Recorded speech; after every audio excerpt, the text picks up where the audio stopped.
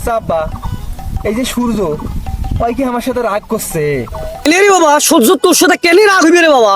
আচ্ছা আব্বা, এই যে সূর্য আমরা তো শীতকালে দেখতে রে পাইনি।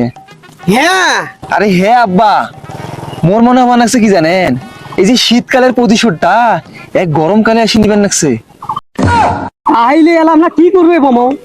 আব্বা, মোর কাছে তো একটা বুদ্ধি আছে, কি জানেন, উইয়ের কাছে মাপ চায়া একটা চিঠি পাঠাই, তাইলে কেমন হয়? আর একটা কথা আব্বা, আমার তো এসি কিনার টাকা নাই, কিন্তু আমার বাড়িতে তো ফ্রিজ আছে। হ্যাঁ আছে। আচ্ছা আব্বা, ওই ফ্রিজের দরজাটা যদি আমরা সামন থেকে খুলি দিয়ে একটা বড় ফ্যান যদি ওটা রাখি দেই আর দরজাটা যদি বন্ধ করে দেই, তাহলে আমার পুরো রুমটা কি ঠান্ডা হইবে? তুই কি বকবে নিলে পাগলের ডাইরেক্টর? তুই কি আমাকে বাঁচাবো না উপরত পাঠাবো?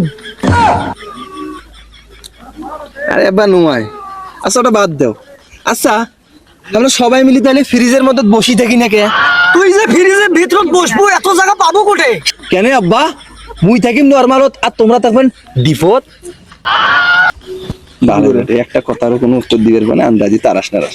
আচ্ছা হোক, ওটা বাদ দাও। এই যে সূর্য আমার বাংলাদেশের ম্যাপটা দেখাইল কায়? বাবা তুই কি চাস মুই তোকে লাল ভরা ওইটা বান্ধি থো? না আব্বা, মুই ভাববে নাকছো। আচ্ছা সূর্য, আচ্ছা উইয়ার কি গরম লাগে না? লাগে।